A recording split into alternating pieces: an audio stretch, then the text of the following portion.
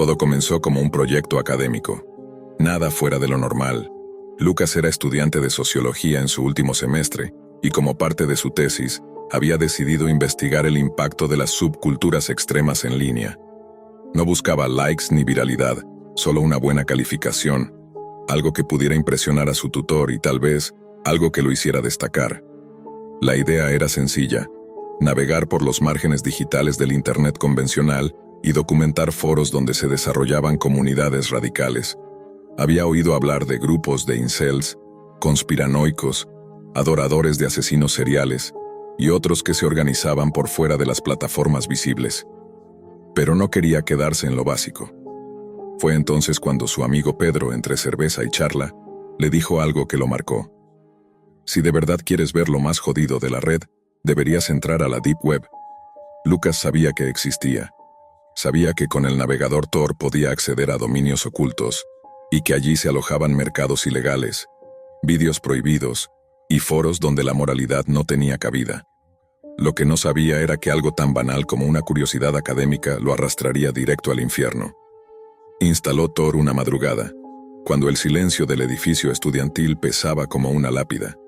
En su primera semana navegó entre páginas llenas de código, chats vacíos y sitios caídos. La mayoría no llevaba a ninguna parte. Pero una noche encontró un foro en funcionamiento. Su nombre era directo, enfermizo, entusiastas del suicidio. Lucas pensó que se trataba de un grupo de apoyo, algo sombrío, sí, pero no tan raro. Dentro encontró hilos donde personas de todo el mundo compartían sus pensamientos más oscuros, autolesiones, intentos fallidos, listas de métodos, imágenes. Pero lo que más le llamó la atención fue una sección privada, accesible solo tras responder correctamente un acertijo enfermizo. Lucas lo resolvió después de 3 días, y ahí fue donde todo cambió. Un nuevo enlace apareció, acompañado por un texto que decía: próxima función, esta noche, no recomendado para cobardes. Debajo un simple botón: acceder al show del suicidio. Lucas lo dudó. Cerró la laptop, volvió a abrirla. Dudó de nuevo. ¿Era parte del foro? ¿Una actuación teatral? ¿Una performance? Tal vez grabaciones falsas. Pensó en el morbo, en su tesis, en lo mucho que podría impactar su trabajo si incluía un análisis de eso, y clicó. Lo que vio a continuación era una transmisión en vivo, sin filtros, sin censura. En el centro de la pantalla, un escenario rudimentario con un telón negro, luces rojas intermitentes y una cámara fija apuntando hacia una silla metálica. En las esquinas se veían 3 figuras encapuchadas, sentadas como jueces. Detrás de ellos, una especie de marcador digital que sumaba votos de una audiencia invisible. Lucas miraba paralizado. Los comentarios se acumulaban en un chat lateral lleno de símbolos, emojis distorsionados y frases en múltiples idiomas. Algunos pedían métodos más creativos. Otros hacían apuestas, otros simplemente reían. A los 5 minutos entró el primer participante, un hombre de unos 40 años demacrado, vestido con una bata blanca. Su rostro reflejaba resignación y un temblor constante en sus manos. Se sentó en la silla. Uno de los jueces se levantó, se acercó y le entregó una pistola. Lucas pensó que era una broma, pero el hombre no titubeó. Se llevó el arma a la boca. Lloraba. Uno de los jueces le acarició el hombro, y entonces apretó el gatillo. El sonido seco del disparo reventó los altavoces de la laptop.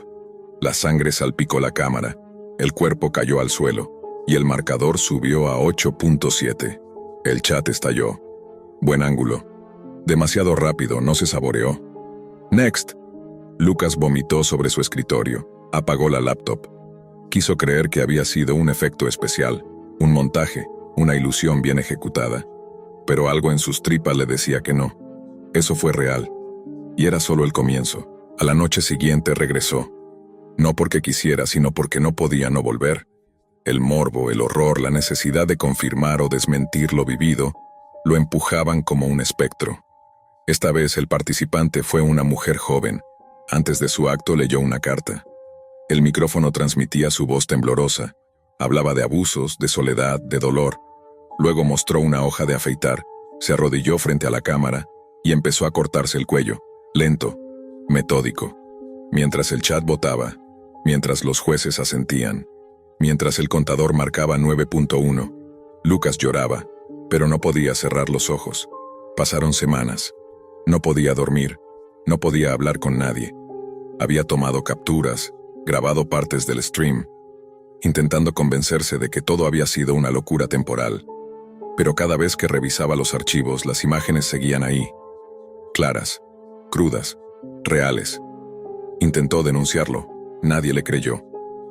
La policía dijo que eso era imposible de rastrear, que la Deep Web estaba llena de fraudes y que probablemente había sido un video fake. Pero Lucas sabía lo que había visto. Y cada noche, a la misma hora, la transmisión seguía activa, cada vez más elaborada, más violenta, más aclamada. Lucas dejó de ser un estudiante para convertirse en un espectro. Iba a clases, pero no escuchaba. Caminaba por los pasillos como un zombi. Evitaba a sus amigos. Había dejado de contestar mensajes, de hablar con sus padres, de afeitarse, de comer bien. Cada parte de su cuerpo estaba marcada por la obsesión que lo consumía, el show del suicidio. No podía dejar de pensar en ese foro maldito de la Deep Web, en los jueces enmascarados, en las muertes televisadas, en los gritos, en las puntuaciones. Había visto a 5 personas quitarse la vida. Cada método más atroz que el anterior.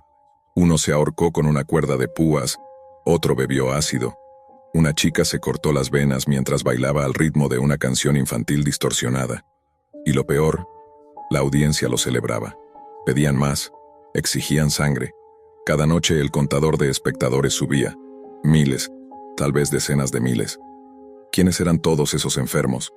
¿Dónde se alojaba el servidor? ¿Quién organizaba todo aquello? Lucas lo intentó todo. Analizó la URL Onion del sitio, revisó su tráfico a través de proxies, usó herramientas de rastreo digital. Nada. El sitio estaba protegido por capas de cifrado absurdas. Cada intento por investigarlo más a fondo terminaba con su computadora bloqueada.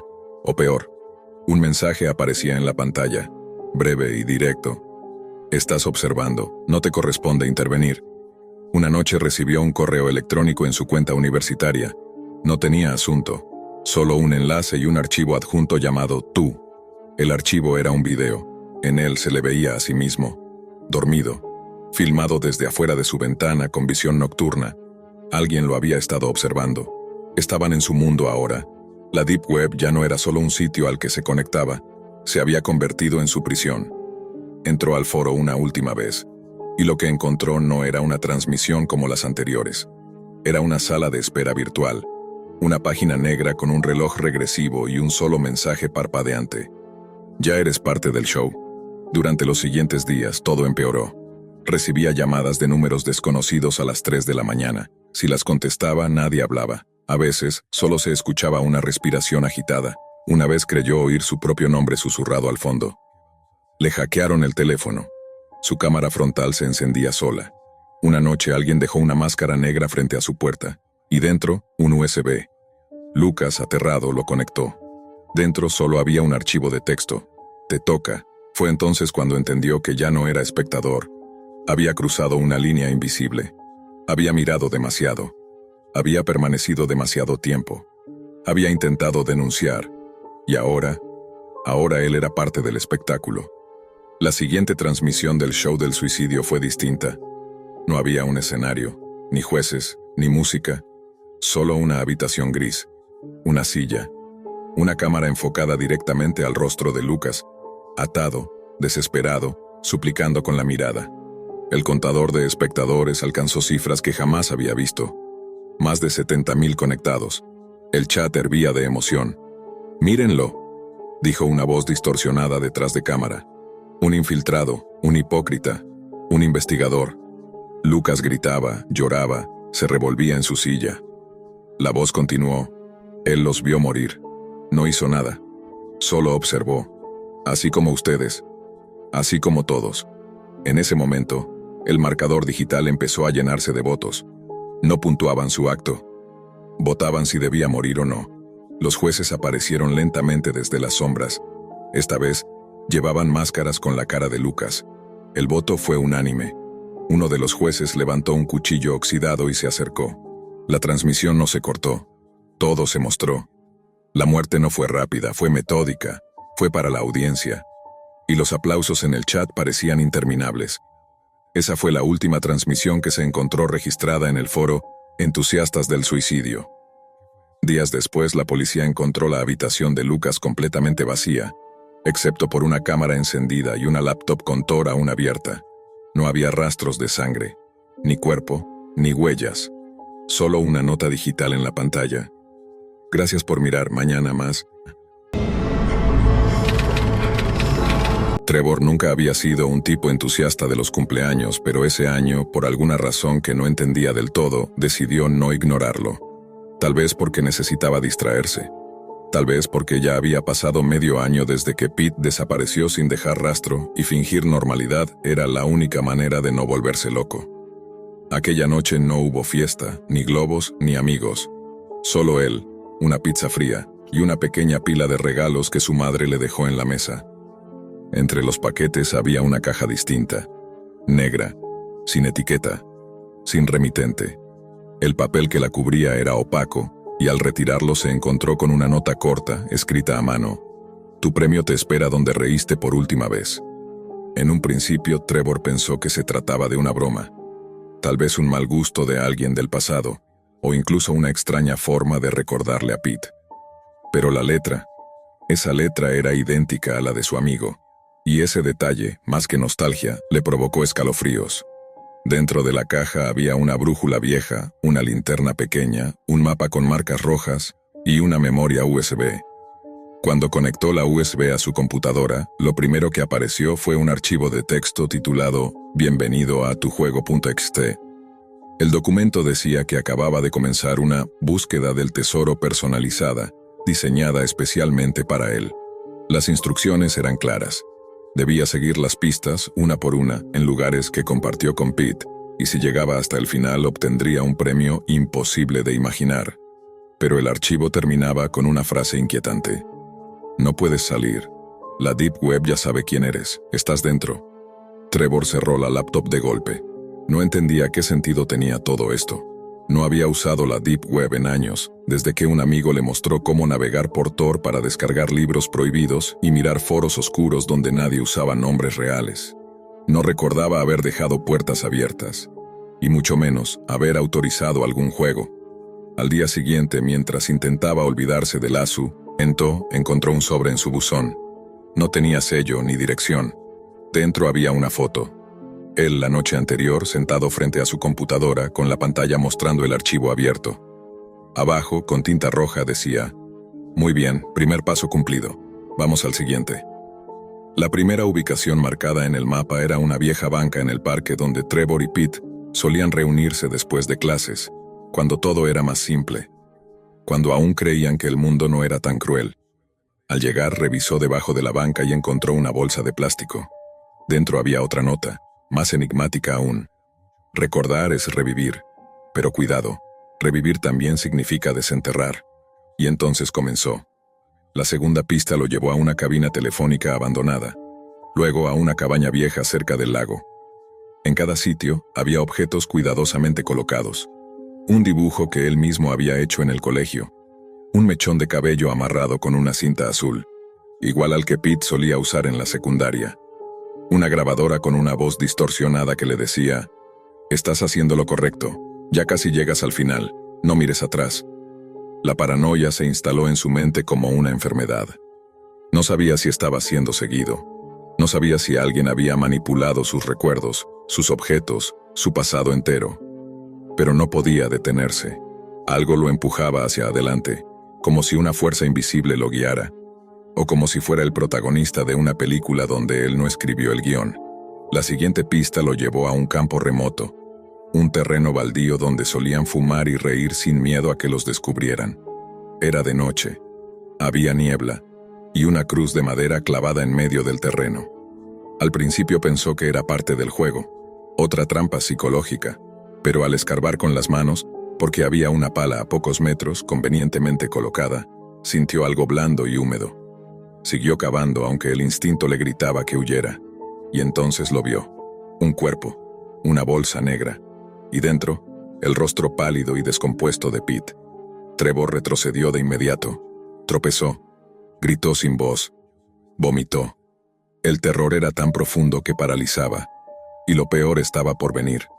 Junto al cuerpo alguien había dejado una serie de objetos, una carta escrita con su puño y letra, una que jamás recordaba haber escrito, el mismo cuchillo que encontró en la cabaña, ahora limpio pero cubierto de huellas, y una vieja camiseta manchada de sangre.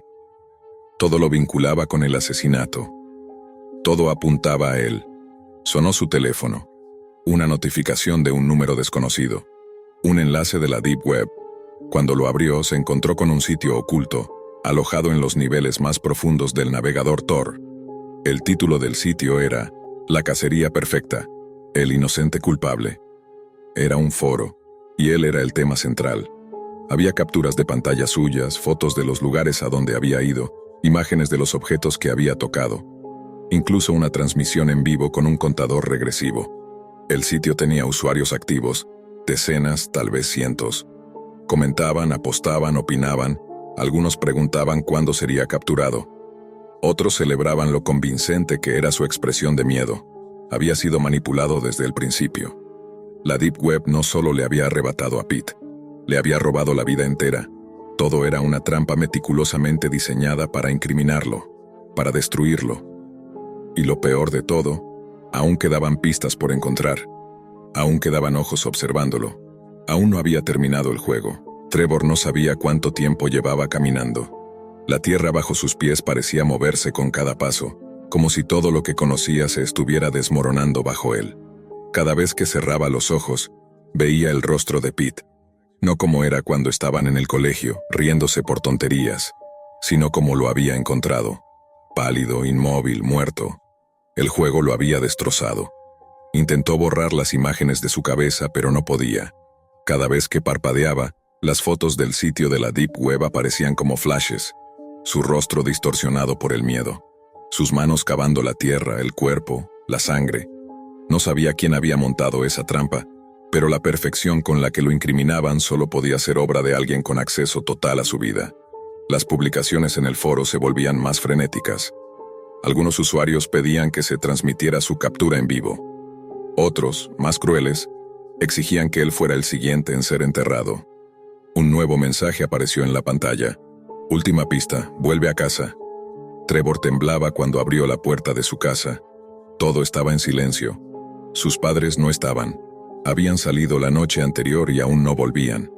Sobre la mesa del comedor, como si alguien lo hubiera dejado hacía segundos, encontró una caja blanca. Dentro, una laptop nueva, ya encendida. No necesitó iniciar sesión. El sistema se abrió solo y automáticamente cargó una videollamada. En la pantalla apareció una figura encapuchada, el rostro completamente pixelado, la voz distorsionada. «Bienvenido al final, Trevor». «¿Quién eres?», susurró él. «Soy el arquitecto, el que vio tu alma, el que conoce tus secretos mejor que tú. ¿Por qué haces esto? ¿Por qué a mí?». El encapuchado inclinó la cabeza. «Porque quisiste jugar, porque abriste la puerta en la Deep Web cuando eras adolescente. ¿Recuerdas? Las páginas de retos, los foros de conspiración, las salas ocultas. Pensabas que no importaba, que nadie te vería. No, yo...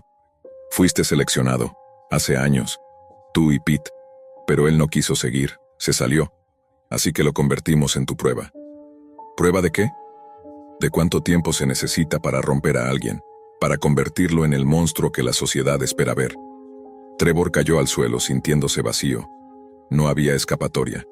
Todo había sido manipulado. Cada movimiento, cada recuerdo, cada lugar. Su vida era un tablero de ajedrez, y él, la pieza sacrificable. Pero entonces, antes de que pudiera cerrar la laptop, la transmisión cambió. Apareció una sala iluminada con tubos fluorescentes. En el centro, una camilla, y sobre ella, Pete, vivo, entubado, desnutrido, con los ojos abiertos y fijos en la cámara. Trevor gritó, lloró, no entendía nada.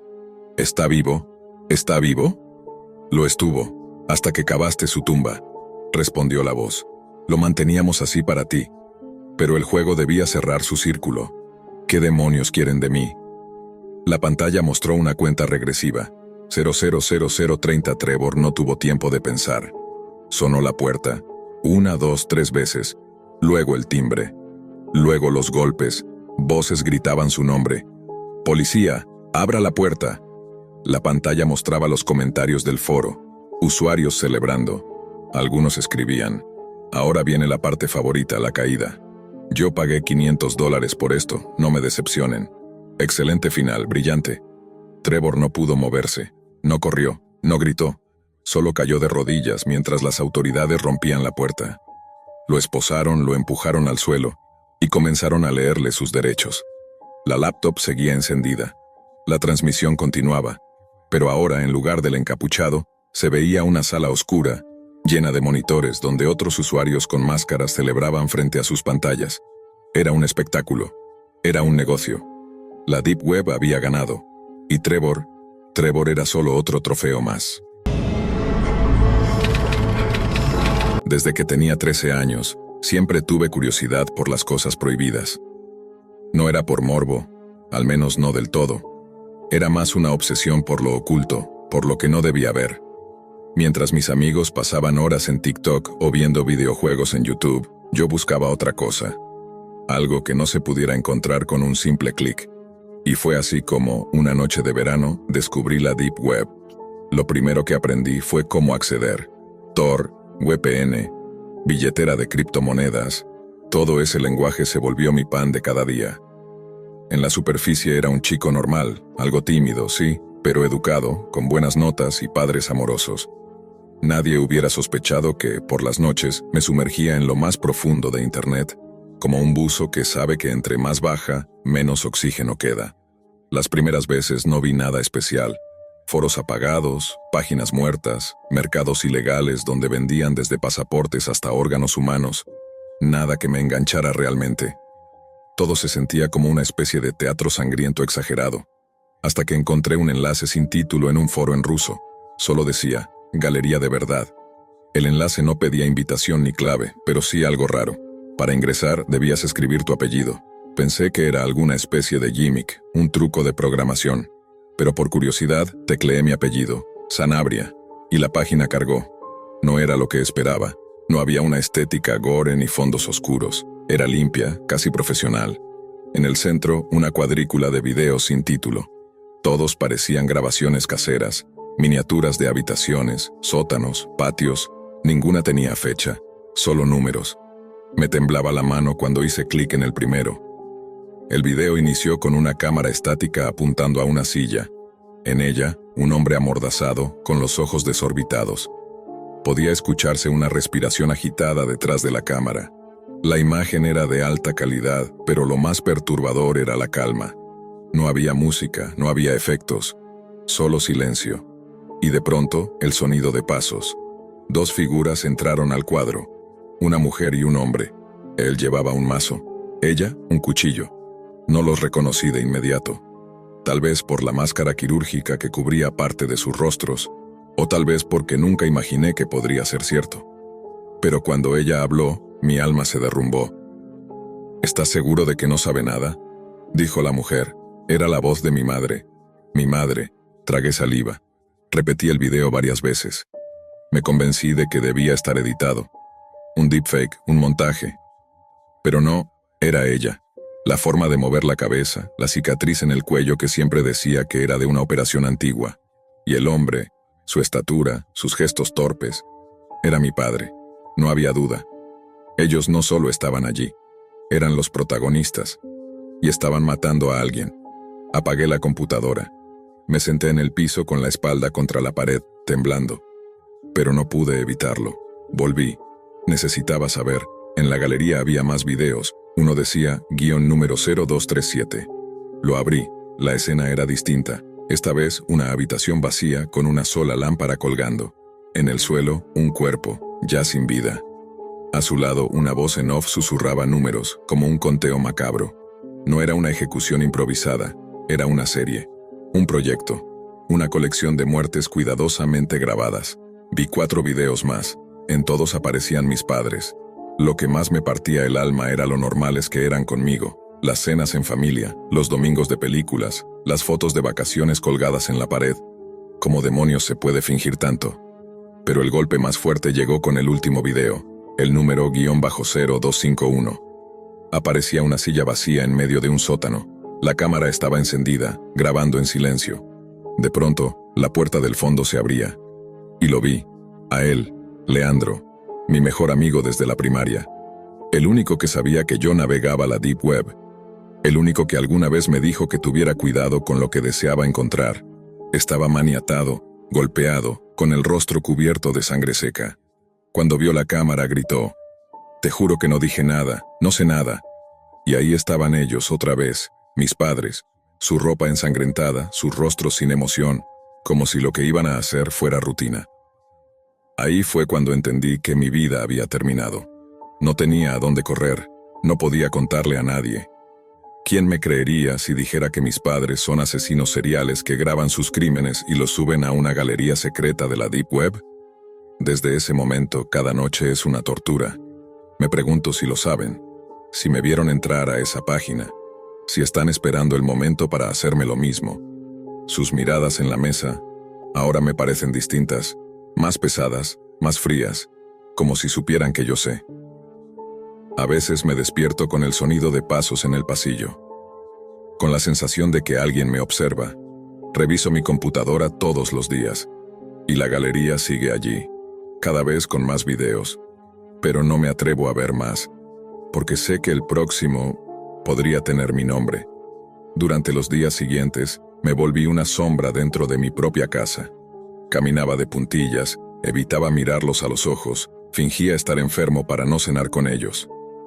Mi madre tocaba la puerta de mi cuarto con su habitual tono dulce. «¿Todo bien, mi amor?». Yo respondía con un hilo de voz, encerrado entre mis pensamientos, sabiendo que esa dulzura era la misma que usaba minutos antes de torturar a alguien. Mi padre seguía con sus rutinas. Arreglaba cosas en el garaje, regaba las plantas, me preguntaba si necesitaba algo para la escuela. Todo igual, todo tan perfectamente montado, que eso era lo más aterrador. Pensé en denunciar, en huir, incluso pensé en matarlos antes de que me mataran ellos, pero no tenía pruebas físicas, no tenía cómo mostrar lo que vi sin revelar que había estado navegando por la Deep Web. ¿Y si eliminaban la galería? ¿Y si ya sabían todo? ¿Y si me estaban observando desde el primer video? Una noche tomé valor. Ingresé otra vez a la página. La galería había cambiado. Ahora había una pestaña nueva con un icono de ojo. Al hacer clic apareció una línea de texto. «Bienvenido de nuevo, Tomás. ¿Quieres ver lo que viene?». Me congelé. Mi nombre. No mi apellido. Mi nombre. La pantalla parpadeó y se abrió una transmisión en vivo. Era mi habitación, desde un ángulo que yo no reconocía. Había una cámara oculta dentro de mi propio cuarto.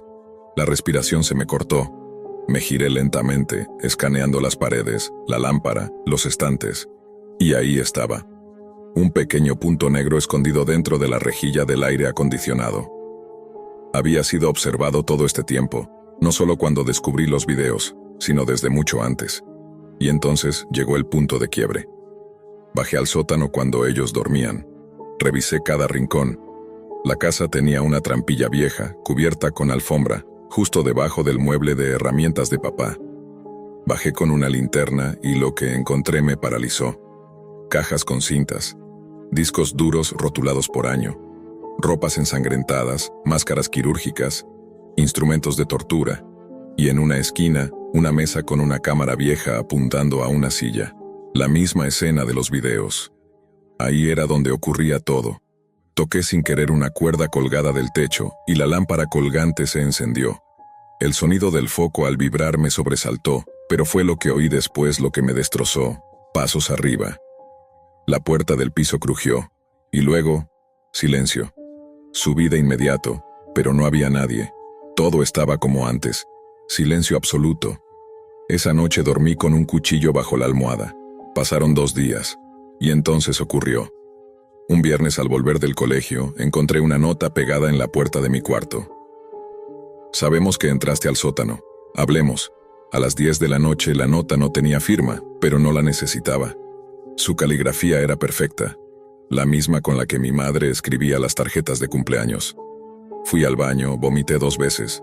Pensé en correr, pero no podía dejar atrás todo sin saber qué iba a pasar. Tal vez querían explicarlo, ¿Podía haber alguna lógica detrás? No ver nada justifica eso. Pero ahí estuve, a las 10 en punto, sentado en la mesa del comedor, con los dos frente a mí. Papá sirvió café. Mamá no sonreía. Te lo advertimos muchas veces, Tomás, dijo él. Te dijimos que no vieras lo que no debías, dijo ella. Guardé silencio. Mi padre suspiró. Queremos que entiendas algo. No somos monstruos. Somos necesarios. Hay un equilibrio en este mundo, y nosotros hacemos nuestra parte. No matamos por placer. Lo hacemos por encargo, y la Deep Web es el canal correcto. Se referían a su trabajo como si fuera una empresa. Me hablaron de contratos, de nombres, de pagos en criptomonedas. Era surreal. Leandro, fue un error, dijo mamá. Habló más de la cuenta, nos puso en riesgo. No lloré. Solo los miré como quien observa una especie distinta. Mi padre se inclinó. Y ahora tú estás en riesgo también. La galería no es solo para clientes, es para miembros. Y tú ya fuiste registrado. Ahí supe que estaba atrapado. Me ofrecieron una elección. O te unes a nosotros, dijo mi madre, o desapareces, como todos los demás. No respondí. Solo asentí con la cabeza. Esa noche no dormí. Planeé todo. Tenía solo una oportunidad. No podía enfrentarlos físicamente, pero sí exponerlos. Pasé días extrayendo los videos, guardándolos en una USB cifrada, ocultándola dentro de una lámpara vieja en el cobertizo.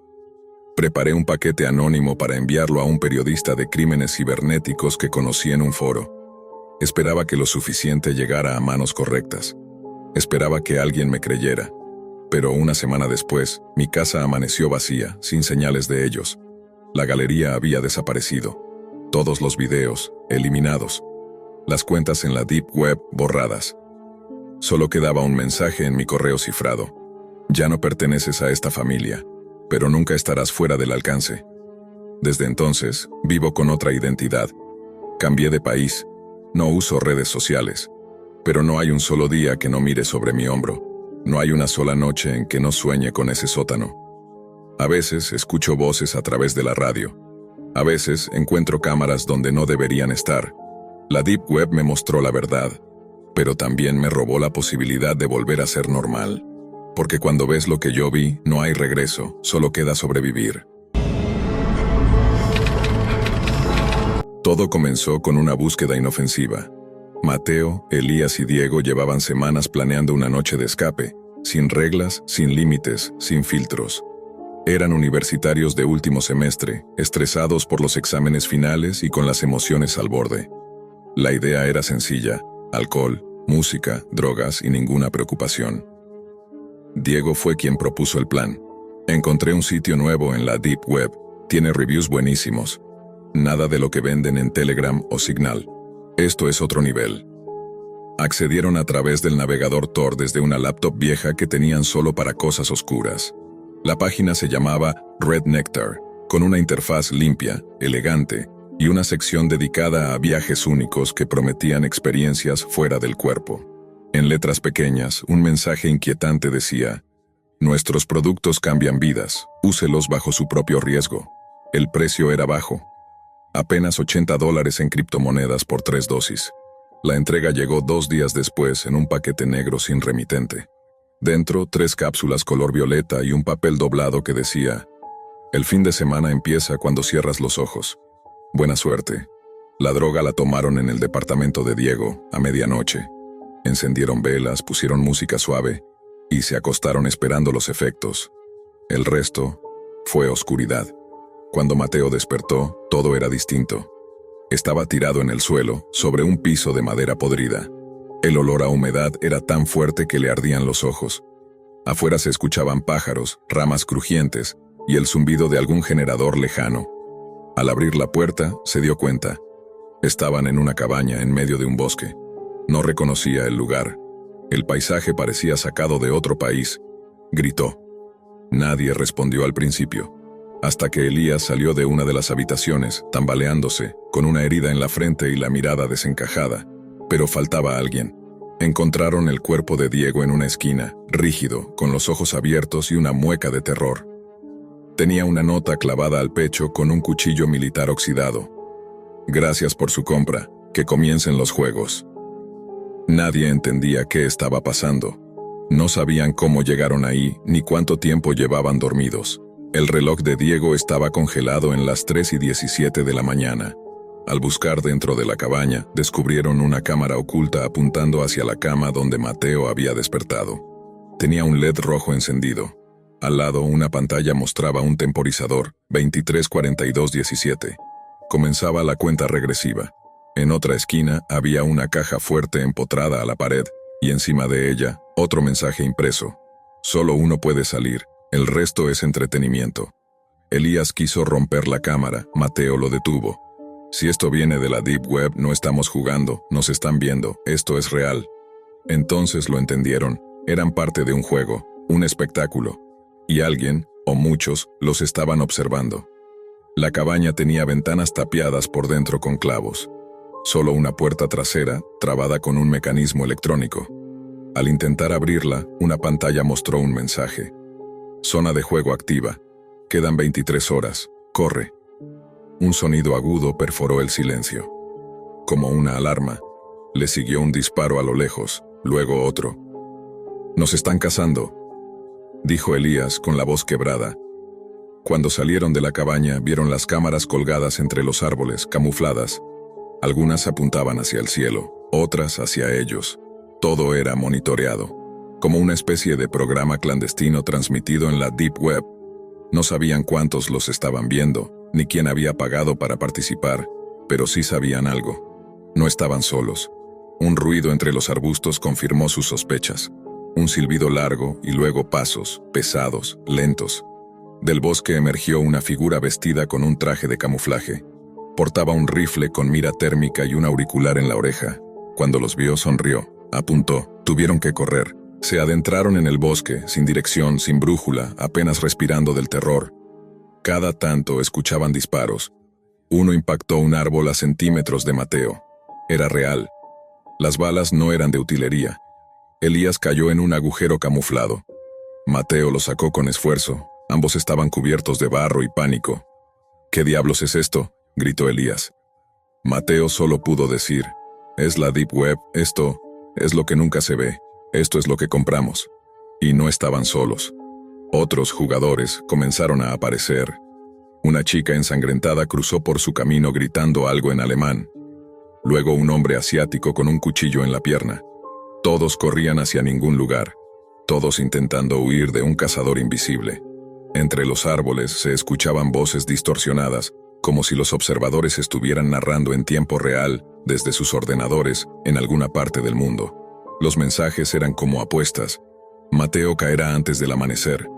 Elías tiene agallas, pero no durará. La chica del grupo 4 acaba de ser eliminada. Era un show, uno transmitido desde la Deep Web en tiempo real, con espectadores anónimos comentando, riendo, apostando. Gente que pagaba criptomonedas para ver morir a otros. Y el tiempo seguía corriendo. Las horas siguientes fueron una mezcla de locura, desesperación y dolor físico. Mateo y Elías no sabían si lo que vivían era real o un efecto prolongado de la droga, pero cada golpe, cada caída, cada herida confirmaba que no estaban soñando. Habían caminado sin rumbo por lo menos 2 kilómetros cuando encontraron una estructura metálica oxidada, como una vieja torre de vigilancia militar. Subieron. Desde la cima vieron lo que parecía una base improvisada, una carpa blanca con focos, 2 generadores y 3 hombres armados conversando mientras revisaban tabletas electrónicas. Elías sacó de su bolsillo lo que parecía un pedazo de papel mojado, medio deshecho. Era parte del empaque original de la droga. Había algo más impreso en el reverso que no habían notado antes. En letras microscópicas decía: «Este producto forma parte del programa recreativo HUNT. Al ingerirlo, usted acepta voluntariamente participar. No hay devoluciones. Patrocinado por The Red Arena, Deep Web Only». Mateo no sabía si llorar o vomitar. The Red Arena. He escuchado eso. Es un sitio que retransmite ejecuciones en vivo, pero pensé que era una leyenda urbana, una de esas historias de Reddit. «No lo es», dijo Elías. «Nosotros somos el contenido».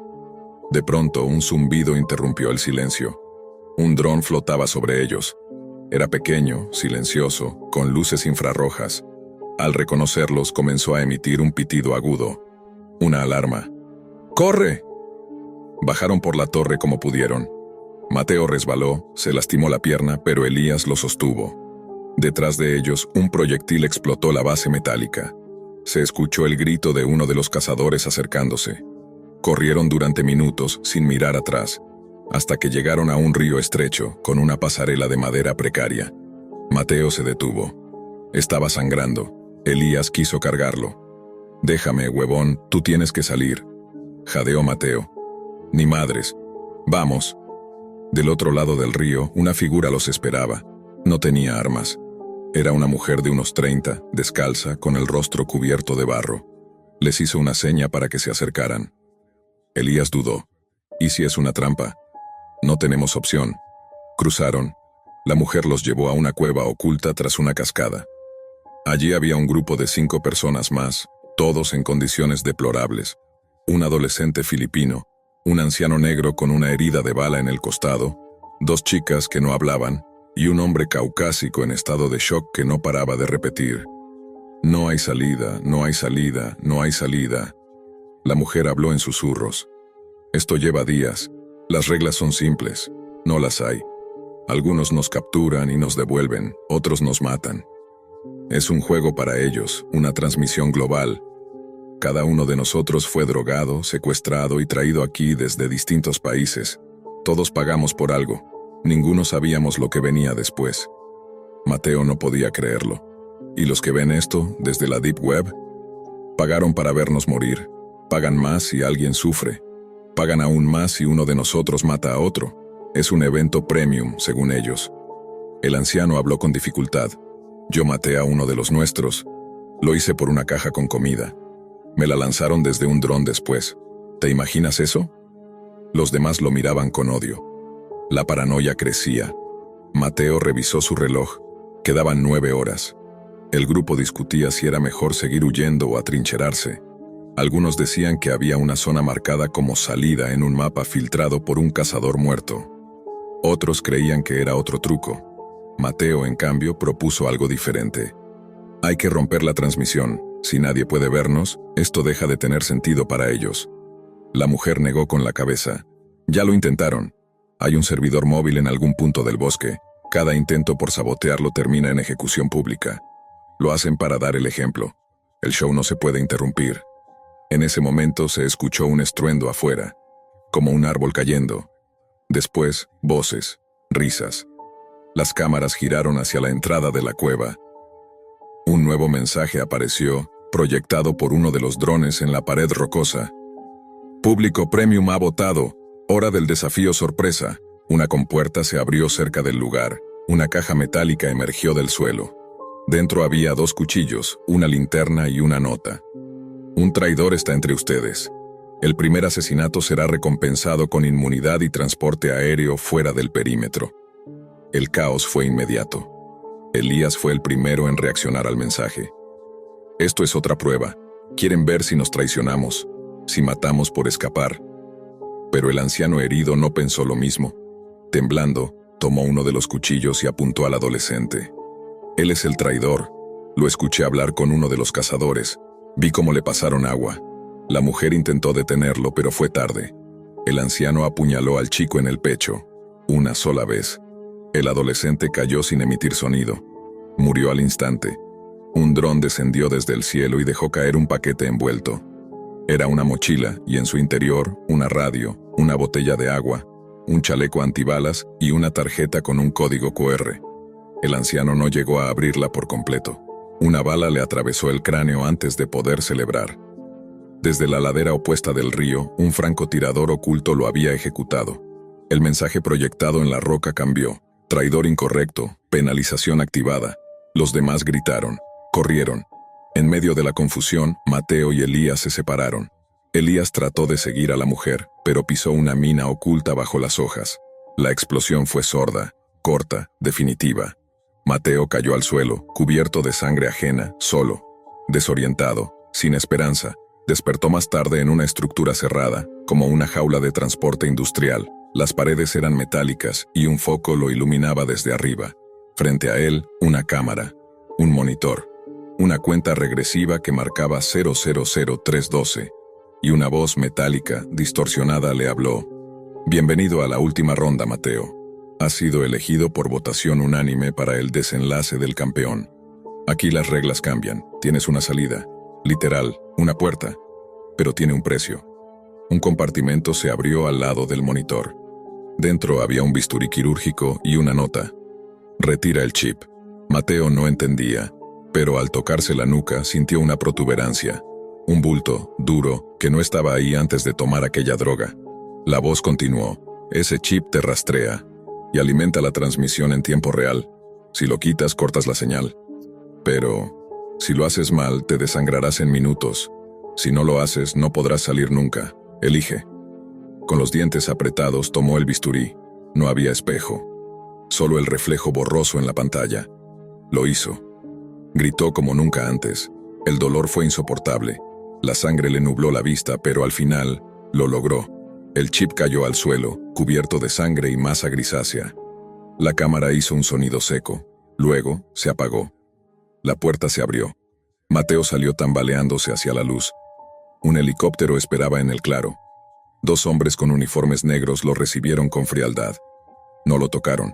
Le dieron una manta térmica, una máscara de oxígeno y una botella de suero.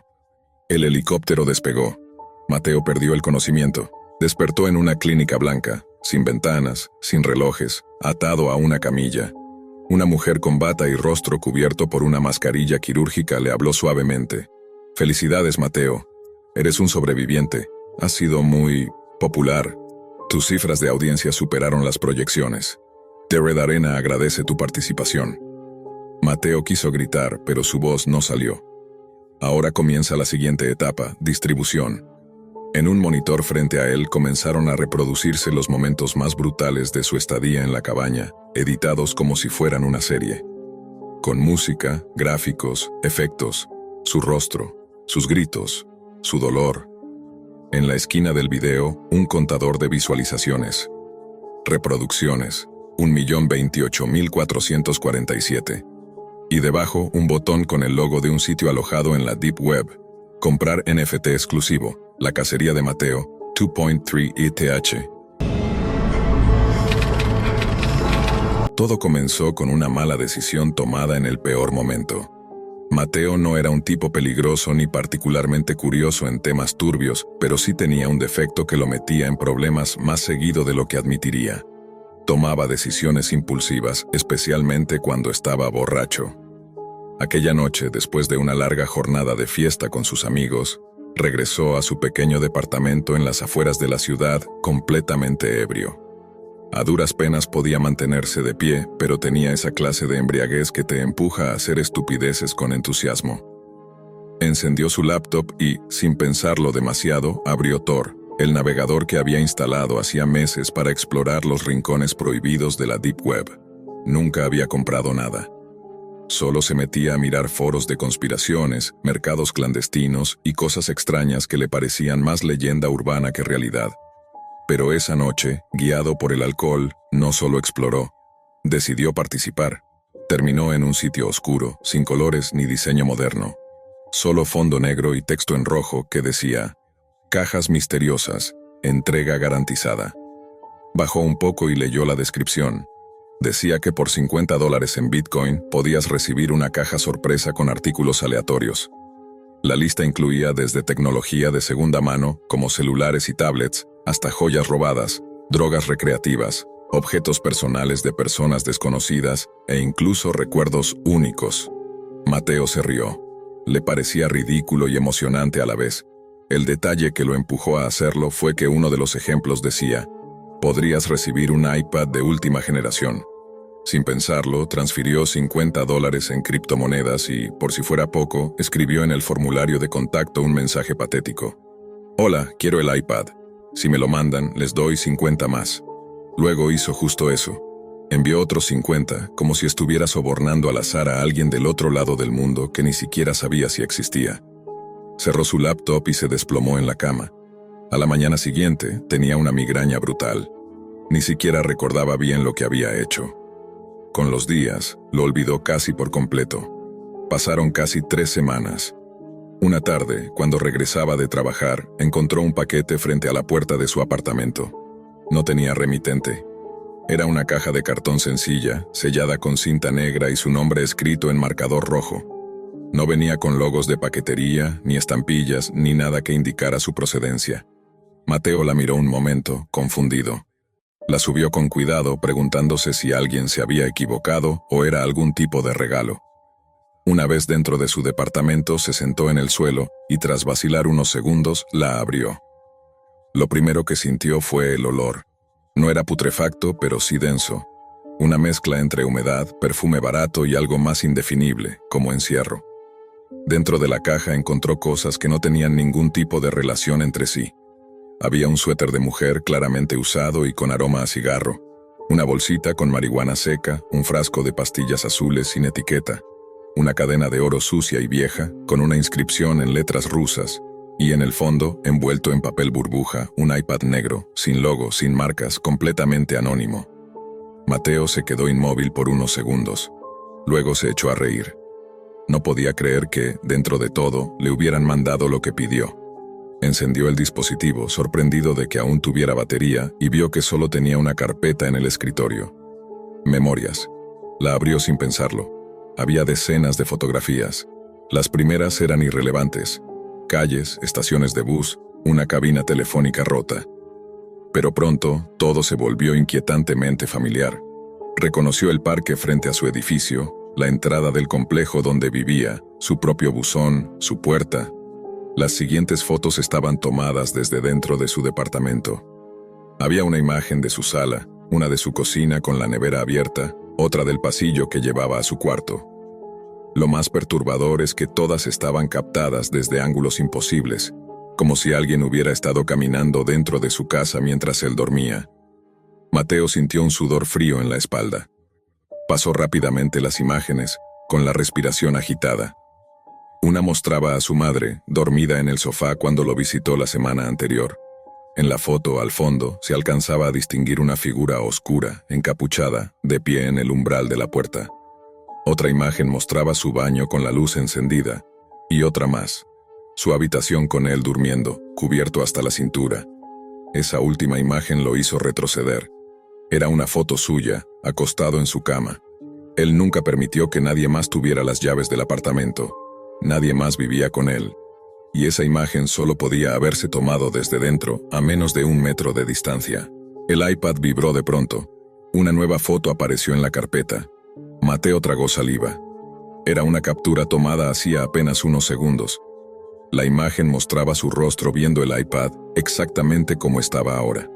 Saltó del suelo, dejó caer el dispositivo y comenzó a revisar el apartamento, gritando, revisando puertas, ventanas, el closet, debajo de la cama. Nada. Todo parecía cerrado, todo parecía normal, pero ya no se sentía seguro. Esa caja no era solo una broma. Cada objeto ahí dentro tenía un propósito. Cada elemento hablaba de una observación prolongada, de un mensaje encriptado que solo ahora empezaba a entender. La Deep Web no solo le había robado su dinero, le había quitado algo más valioso, su privacidad, su seguridad, su paz. Lo había convertido en un blanco. Mateo no durmió esa noche. Ni la siguiente. Cada crujido de la madera, cada sombra proyectada por los faroles del exterior, se le clavaban en el pecho como agujas. Se sentía observado constantemente, como si alguien lo estuviera monitoreando desde algún punto invisible del edificio, o peor aún, desde adentro de su propio apartamento. Durante el día, trataba de mantener la calma. Fue al trabajo, fingió que todo estaba bien, pero por dentro su cabeza hervía con preguntas sin respuesta. Revisó la caja una y otra vez, buscando alguna pista, algún código, una huella, algo que le dijera quién estaba detrás. No encontró nada. El iPad seguía encendido, inmóvil sobre la mesa como si lo esperara. Mateo se acercó con cautela y lo encendió de nuevo. La carpeta Memorias ahora tenía más imágenes. Nuevas. Fotos que no estaban ahí la noche anterior. Una mostraba su cocina tomada desde una esquina alta, como si alguien hubiera instalado una cámara oculta en la lámpara del techo. Otra mostraba su sala, vacía, pero con una figura sentada en el sofá. Al principio no lo notó, pero al hacer zoom, distinguió lo que parecía un rostro parcialmente cubierto con una capucha negra, mirando directamente a la cámara. La figura tenía los pies descalzos, pálidos, sucios, como si hubiera entrado sin dejar rastro. Otra foto lo sacudió aún más. Él, de nuevo dormido, pero esta vez en posición fetal, abrazando su almohada. Esa imagen no existía el día anterior. Fue tomada la última noche. Mateo sintió que el estómago se le encogía. Alguien seguía entrando. Llamó a la policía, aunque sabía que sería inútil. Un par de agentes llegaron, revisaron el apartamento y le dijeron lo mismo de siempre. Que todo estaba cerrado, que no había señales de entrada forzada. Uno de ellos, más joven, le preguntó si estaba seguro de no haber tenido una pesadilla. Mateo insistió en que alguien había estado allí, pero no mencionó la Deep Web, ni el iPad, ni la caja. Sabía lo que eso significaría. Se reirían de él, o peor aún, lo tratarían como a un loco. Cuando los oficiales se fueron, Mateo cerró cada ventana con seguro, colocó una silla bajo la manija de la puerta y se encerró en su habitación con un bate de béisbol. Esa noche no tocó el iPad, no quiso ver si había nuevas fotos. Solo se sentó frente a la puerta en silencio, con los ojos abiertos, esperando. Al amanecer, al fin se durmió. Pero no por mucho. Despertó abruptamente al sentir un zumbido. Era el iPad vibrando en la mesa. Se acercó, y en la pantalla solo aparecía un mensaje en letras rojas sobre fondo negro. ¿Te gustó el regalo? Mateo lo lanzó contra la pared. El dispositivo cayó, pero no se rompió. Era como si estuviera hecho para resistir, para seguir funcionando sin importar lo que hiciera. Al intentar desconectarlo, descubrió que no tenía ningún tipo de ranura ni botón de apagado. Era como un artefacto sellado. Y más inquietante aún, seguía actualizando fotos incluso sin conexión a internet. El miedo se convirtió en paranoia. Colocó cinta sobre cada lente de su laptop, apagó su celular y cubrió los espejos. Revisó cada rincón del apartamento, incluso las rejillas del aire acondicionado. No encontró nada, pero sentía que algo o alguien seguía entrando, sin forzar cerraduras, sin dejar rastro. Comenzó a recibir correos anónimos. Al principio pensó que era spam, pero los mensajes eran personales. Uno decía, no debiste pedir la caja. Otro, nos gusta cómo duermes. Mateo entró en pánico. Intentó rastrear los correos, pero provenían de servidores imposibles de rastrear, en dominios ocultos, con encriptación que superaba cualquier sistema gratuito de análisis. Cada vez que respondía, recibía una imagen suya en cuestión de minutos, tomada desde un ángulo distinto. Algunas mientras comía, otras mientras iba al baño, una incluso mientras se duchaba. Empezó a notar cosas pequeñas, casi imperceptibles. Un vaso movido de lugar, una camiseta desaparecida, la puerta del microondas ligeramente abierta, cuando él recordaba haberla cerrado. Y sobre todo, la sensación constante de ser observado. Ya no salía de su casa.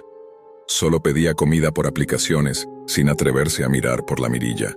Bloqueó todas sus redes sociales, rompió el módem y desinstaló Tor. Pero nada cambió. Cada vez que intentaba ignorarlo, el iPad lo premiaba con una nueva galería de imágenes, como si supiera exactamente qué momentos lo harían quebrarse. Fue entonces cuando Mateo entendió que esto no era una simple broma, ni una amenaza pasajera. Lo que comenzó como un impulso estúpido en la Deep Web había abierto la puerta a algo mucho más oscuro y estructurado. No eran simples hackers, no era un loco cualquiera, era una red, un sistema, una maquinaria que se alimentaba del miedo y la exposición, y que ahora lo tenía a él como objetivo. La caja misteriosa no era un regalo, era una sentencia. Mateo decidió irse. Ya no podía más. Empacó apresuradamente una mochila con algo de ropa, su laptop, un disco duro externo y algo de efectivo. Dejó el iPad atrás, tirado en el suelo del departamento, aún encendido, como si lo observara desde la esquina. Tomó un autobús rumbo a otra ciudad sin avisarle a nadie. Cambió su número, se desconectó de toda red digital.